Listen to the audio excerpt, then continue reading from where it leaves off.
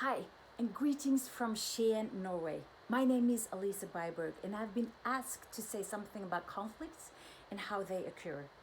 You see, conflicts can be a paradox, and the reason may be that conflicts have two sides. That conflicts can be positive, but also destructive. That conflicts sometimes can be necessary and turn out to be something good. But that conflicts involve pain, loss, and many other negative consequences as well. Conflict can be positive because they are based on something that is important to us, needs, and it therefore provides important information about what is important to ourselves and to others. It provides an opportunity to get to know ourselves better and also the people around us. So it can help us in our personal growth, and it's also an opportunity to find better solution. So sometimes we can say that conflicts, they are necessary. But conflicts, they're not only positive, and we all know that, and we all have experiences about that. Because on the contrary, conflict often involves negative feelings, experiences of loss, goals that are not achieved, broken relationship. So conflict can have a high price, and it causes just a lot of pain. And not to forget that it takes tremendously a lot of energy as well. And often we see that the negative aspect of conflict can easily be overshadowed by the positive, because conflict appears more like a threat than an opportunity. So we try to avoid it. But the problem is that conflicts, they cannot be avoided. Where people live together, there are conflicts. So whether it happens in a family, at the workplace, in business relationship, or even on a higher scale, the international relations. We cannot live in a society and relationship without coming into conflict with other people or groups from time to time. Conflict therefore represents a fundamental, maybe we even can say an existential challenge that we have to deal with. I would say that conflict occurs because we are different. We're all created different, aren't we? And all of us are unique. And because we are different, I cannot fully understand you, and you cannot fully understand me. And then we just add on to the different cultures, languages, etc. And, just to paint the picture is even more complex. So the differences causes us to misunderstand each other. Now, should say that misunderstanding does not have to lead to conflict if misunderstandings is quickly clarified. But if not clarified, misunderstandings can often lead to hurt and disappointment. And when we hurt, accusation is often not far away. And we can start to put together other events and things that others have said, things that confirm the feeling that we are having. And in that way, accusation begins to grow. And when this accusation arises, it is natural that we start to distance ourselves to the other person. What he or she stands for, what he said or maybe did not say, and we will begin to withdraw.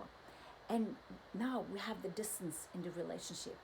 And when we have allowed accusations to establish and the reluctance to take root in the relationship, mistrust comes. In the book, 5 Dysfunctions in a Team, Patrick Lencioni is stating that overcoming dysfunction number 1 is trust. So there's no quality or characteristic that is more important than trust. And knowing that, we can understand what is at stake when trust leaves the relationship or the team. We see conflicts, they arise everywhere, both privately and in the workplace. It can be hidden, it can be small, it can be large. Conflict, they just arise between people who have, some form of clash, where contradictions arise that makes them feel unsafe or hurt. And it can deal with, different values, different needs, goals, interests, perceptions of reality, or also maybe different powers, the different amount of power they have. There's different theories about, trying to define different kinds of, or categorize different kinds of conflict. I will now, just mention briefly 4 types of conflict and what action that should be taken, and also the desired outcomes. And the 4 types is conflict of method, conflict of resource, conflict of value, and personal conflict. So let me just go briefly through this 4 dimension, we can say. So conflict of method, that is about goals and means and method and procedures. See, these conflicts, it rarely leads to, that the involved parties becomes enemies. But what we're looking for, what we need to create, or the action that needs to take place, is to make a platform where we can dialogue and have problem solving, because the desired outcome is an agreement. We agree to something and then we move on. The second one is conflict of resource. This is about distribution of limited resources, such as could be money, work, material, goods, time, staff, space. And what the action that we're looking for here, or that is needed, is information, and then maybe negotiation and compromise. And the outcome, the desired outcome, is to come to an agreement. Now, the third one brings us into a little bit more complicated, because now it gets more personal, and then more feelings are involved as well. And that is personal values. This is about, or the conflict about values, and this is about personal values and attitude, what I think is right and what is wrong.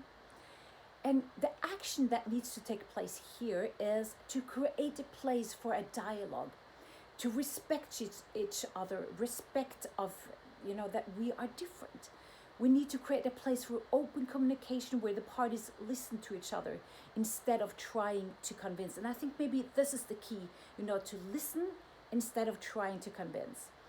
And the desired outcome is a mutual understanding. Now, it's important here to underline as well that the mutual understanding could also be that we agree to disagree, that we just see this differently. The last one is personal conflict. This is about identity and self-esteem, rejection and breach of trust.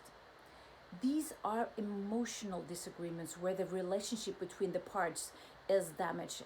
And this is really a painful place to be.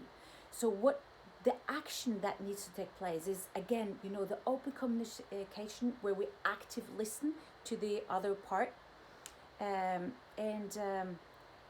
that we try to listen to understand where the other person comes from and the other's versions. And the desired outcome is that we have a mutual understanding of the other's situation. Now, especially for leaders, it is important to be aware that we can experience things differently. If someone comes to your table, brings something, an issue to your table, it can be easy for you to go to the one or two to try to come to an agreement, a mutual understanding, go right into negotiation, or try to just find the problem solving. But if the issue is about value or personal conflict, what the person is needing is a place for dialogue, for respect, and to have come to a place where we have mutual understanding. So this is an important thing, especially for leaders, to think of. Now, the goal is not, of course, to prevent differences, because we want diversity, but the goal must be to prevent disagreement from developing into major unmanageable conflicts.